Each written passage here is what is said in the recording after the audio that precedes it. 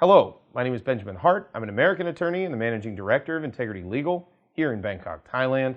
As the title of this video suggests, we're discussing retirement visas, and we're discussing O and OA retirement visas. Now, for those unaware, O and OA retirement visas, there is a retirement sort of category. It all falls under the miscellaneous category under Thai immigration law, under the Immigration Act.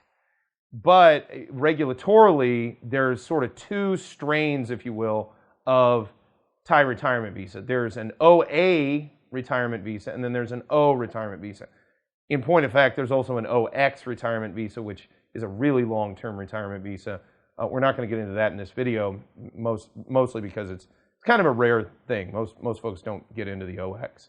But the O and the OA, as we've noted in prior videos, for example, an O retirement visa currently does not require insurance in order to extend in country, although as discussed previously, there is kind of a de facto requirement in the sense that, for Thailand Pass, you may need insurance, at least right now, to get back into Thailand, even if you're on an O retirement visa. But to extend, no. And the question is, in the future, is it possible that they may just consolidate all the rules and it'll just apply to all retirement visas?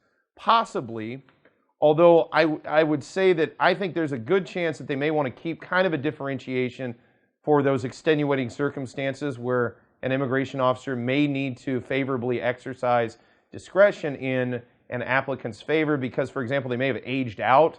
They may not be able to get insurance anymore, for example, just one example, and therefore they need to remain in O retirement status, so-called grandfathering them in. Perhaps. It remains to be seen. I've had a lot of people ask me about this because there's been a lot of changes on the OA side here recently. It could happen. I think, I've said it before and I'll say it again, I think long-term, it's not imprudent to presume that they could do that. But right now and for the immediately foreseeable future, it does not appear to me that that will be the case.